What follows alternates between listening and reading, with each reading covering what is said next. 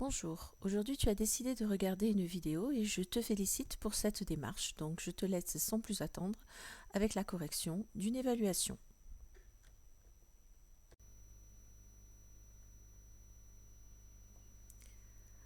Voici la correction de l'évaluation surprise 1 portant sur la dérivation du point de vue local. Donc deux sujets. Premier exercice du sujet A, je donne une fonction f qui est une fonction du second degré. Je demande de déterminer le taux d'accroissement de f entre 3 et 3 plus h. Petit rappel, le taux d'accroissement entre les valeurs a et a plus h est égal à f de a plus h moins f de a sur h. Donc pour pouvoir déterminer le taux d'accroissement de f entre 3 et 3 plus h, j'ai besoin de f de 3 plus h. Pour cela, je remplace x par 3 plus h dans l'expression de f de x.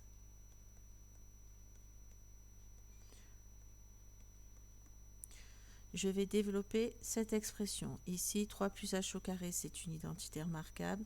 Ça nous donne 9 plus 6h plus h carré. Ensuite, je le développe le 4 facteur de 3 plus h, ça fait plus 12 plus 4h et moins 1. Je réduis en développant. 2 fois 9, ça fait 18. 2 fois 6h, ça fait 12h, plus 2h carré. 12 moins 1, ça fait 11, plus 4h. Je réduis, j'ai un terme en h carré, 2h carré. Ensuite, j'ai 12h plus 4h, ça fait 16h. Puis 18 plus 11, ça fait 29. J'ai besoin de f de 3 aussi. f de 3, c'est je remplace x par 3. Ça fait 2 fois 3 au carré, plus 4 fois 3, moins 1. Ça fait 2 fois 9, ça fait 18. 4 fois 3, ça fait 12, moins 1. Ça fait 18 plus 12, moins 1, ça fait 29. Je calcule donc f de 3 plus h moins f de 3 sur h. f de 3 plus h, on a vu que c'était 2h carré plus 16h plus 29. Et f de 3, c'est 29, donc moins 29 sur h. 29 moins 29, ça s'annule, ça fait 2h carré plus 16h sur h. Je peux factoriser par h, ça nous donne 2h plus 16 sur h, qui, quand je simplifie par h, donne 2h plus 16. Donc, le taux d'accroissement de f entre 3 et 3 plus h est égal à 2h plus 16. Quelle est la limite du taux d'accroissement lorsque h tend vers 0 ? La limite du taux d'accroissement, c'est lorsque h devient infiniment proche de 0, le plus petit possible. Qu'est-ce qui se passe ?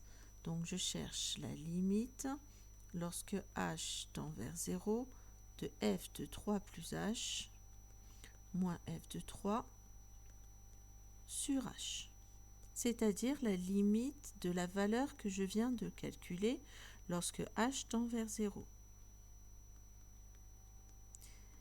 Si h devient infiniment proche de 0, 2h devient lui aussi infiniment proche de 0 et il reste 16. Donc la limite du taux d'accroissement lorsque h tend vers 0, c'est 16. Troisième question, la fonction f est-elle dérivable en 3 ?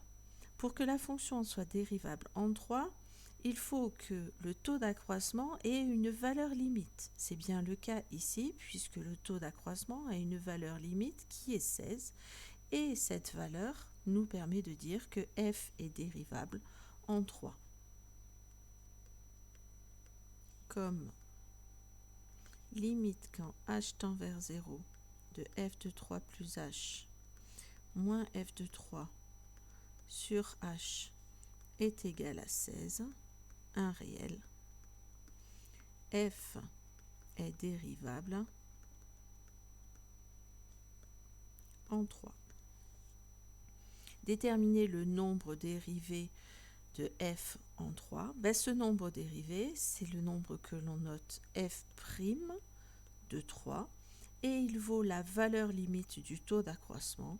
Il vaut donc 16. Question 5. Interprétez graphiquement ce résultat. On sait que le nombre dérivé correspond exactement à la pente de la tangente au point A. Donc 16 est le coefficient directeur de la tangente à la courbe de f au point d'abscisse 3. Exercice 2, je donne la courbe d'une fonction g dans un repère orthonormé avec deux points, C l'un d'abscisse moins 2, D d'abscisse 0. Et à partir de ces deux points, on a tracé leur tangente. La tangente au point C, c'est la droite D. La tangente au point D, c'est la droite delta. Et je demande à l'aide du graphique de déterminer G' de 0, G de moins 2 et G' de moins 2. On sait que le nombre dérivé, G' correspond à la pente de la tangente au point où elle est tracée. Donc G' de 0 est la pente de la tangente en 0, c'est-à-dire de la tangente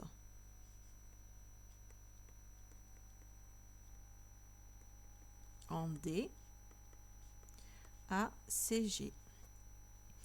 La droite delta, elle a pour coefficient directeur, donc si je me place ici, que je me décale de 2, je me décale ici de 1.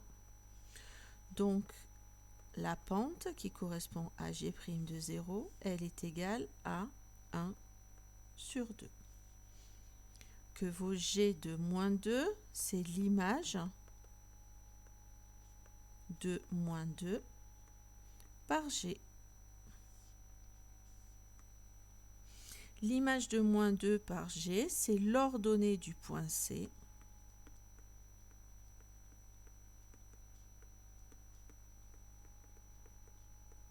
Et donc G de moins 2 est égal à 3. Voyons pour G' de moins 2. Je sais que G' de moins 2 correspond au coefficient directeur de la tangente au point d'abscisse moins 2. Donc ici, c'est la pente de la tangente en C à la courbe CG. Je vais donc lire G' de moins 2 qui va être le coefficient directeur de la droite D en rouge. Si je prends ce point ici pour passer d'ici à ici, je me déplace de 1 en abscisse et de moins 2 en ordonnée. Et donc, ça fait moins 2 sur 1, c'est-à-dire moins 2. Passons au sujet B avec le même type d'exercice. Exercice 1, donc une courbe CF qui représente une fonction f avec deux tangentes qui sont représentées, l'une au point A d'abscisse 0, l'autre au point B d'abscisse 2. Donc je demande de déterminer f de 2. C'est l'image de 2. Donc l'ordonnée du point B. L'ordonnée du point B me permet de dire que f de 2, c'est l'ordonnée du point B qui vaut 4. F' de 2, toujours en relation avec la pente de la tangente au point d'abscisse 2, donc c'est la pente de la tangente ACF au point B. Donc la pente de la tangente qui est la droite rouge, la droite D. Je regarde comment je passe de ce point-ci à ce point-ci. Je me décale de 2 en abscisse, de moins 3 en ordonnée, et donc j'ai f' de 2 qui vaut moins 3 sur 2. F' de 0, pour les mêmes raisons, c'est la pente de la tangente ACF au point A. Donc la pente de la droite delta, la droite bleue. Si je prends 2 points de ma droite, comment je passe de ce point-là à celui-ci? Je me décale de 2 en abscisse, de 2 en ordonnée. Donc f' de 0 est égal à 2 sur 2, ce qui nous donne 1. Deuxième exercice, une fonction g du second degré. Je demande de calculer le taux d'accroissement de g entre 2 et 2 plus h. Comme il est écrit ici, le taux d'accroissement, ça va être f de a plus h moins f de a sur h. Donc pour nous ici, ça va être g de 2 plus h moins g de 2 sur h. J'ai donc besoin de g de 2 plus h.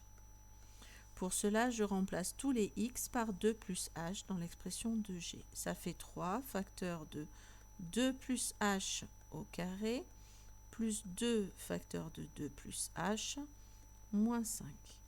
J'ai une identité remarquable que je développe. Ça donne donc 2 au carré, 4, plus 2 fois 2 fois h, ça fait 4h, plus h au carré.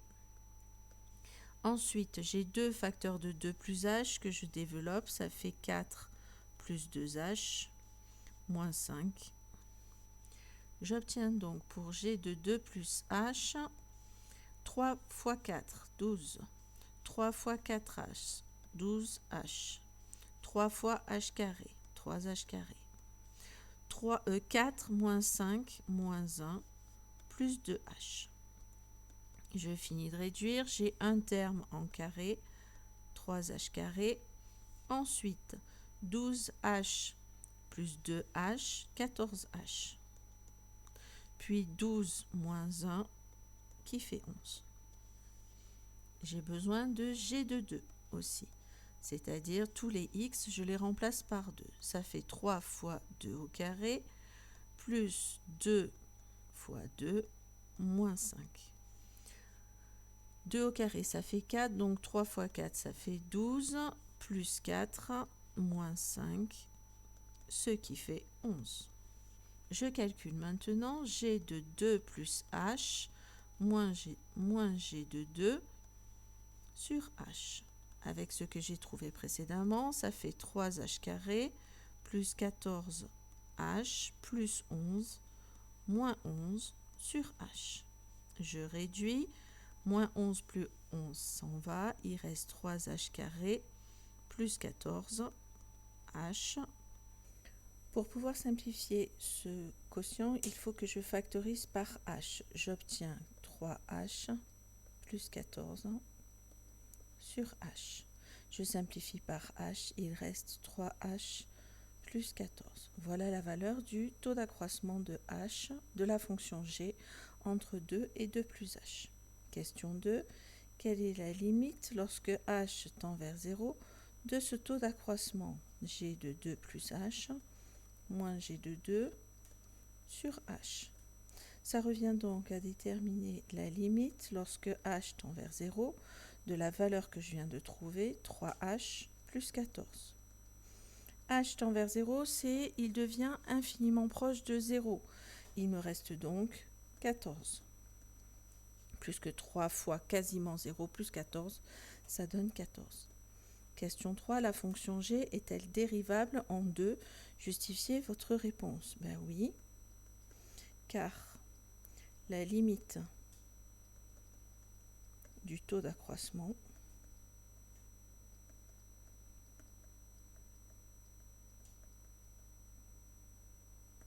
entre 2 et 2 plus h est une valeur finie.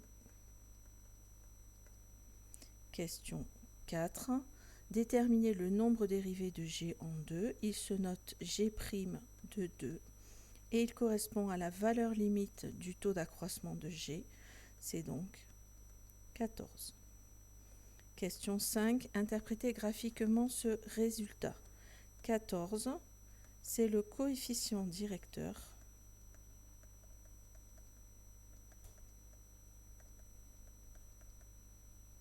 de la tangente à la courbe G de G au point d'abscisse